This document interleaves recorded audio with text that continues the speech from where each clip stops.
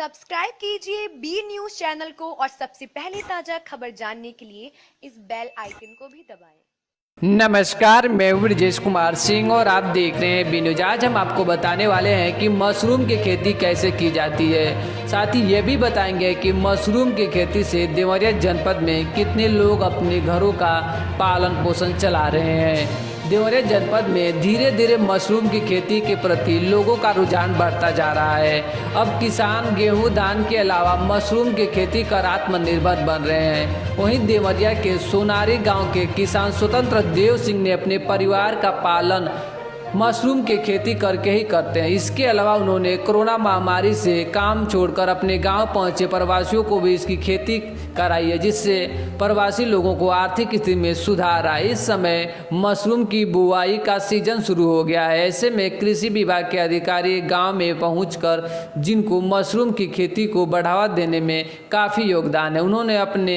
सामने इसकी बुआई कराई। कृषि विभाग के उप निदेशक डॉक्टर AK मिश्रा ने बताया कि मशरूम से अच्छी कमाई होती है, साथ ही इसके सेवन से प्रोटीन की कमी भी दूर होती है। उन्होंने प्रवासी लोगों को मशरूम लगाकर अपने गांव घर पर ही पैसा कमाने का सुझाव दिया, ताकि ऐसे बेरोजगार लोगों को बड़े शहरों में ना जाकर अपने घर पर ही कमाई का साधन बन जाए।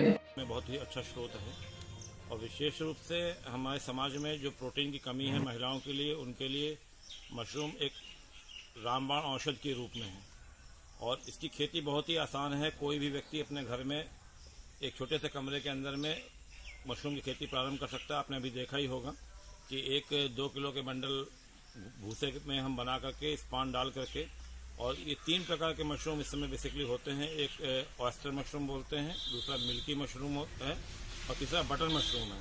ये तीनों मशरूम पूरे 365 दिन के साइकिल में काम करता है।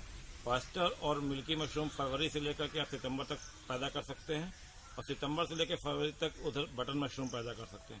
स्वतंत्र सिंह जी का काम इसमें बहुत ही अच्छा है, रुचि से काम कर रहे हैं और जनपद में ये मशरूम की खेती को बढ़ावा देने के लिए कृषि विभाग के साथ अपना योगदान भी दे रहे हैं और मुझे अपेक्षा है कि शीघ्र ही अगले 3-4 साल के अंदर में ये देवरिया की जनपद में एक क्रांति के रूप में आगे आएगा। और जिस प्रकार से ये मेहनत करते हैं और विभाग, कृषि विभाग भी और उद्यान विभाग के माध्यम से भी इनको हम लोग सहयोग दिला रहे हैं और आने वाले समय में इसको काफ़ी हर घर तक ले जाना है, जिससे हर घर के अंदर महिलाओं के, बच्चों के जो प्रोटीन की कमी है, ये प्रोटीन का अच्छा सोर्स है और एक अतिरिक्त आमदनी के रूप में किसान के ये मिलता रहे।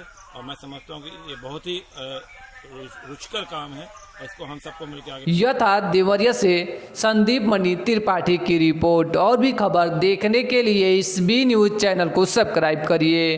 तो मिलते हैं फिर एक नई खबर, नई जानकारी के साथ। तब तक के लिए नमस्कार, जय हिंद।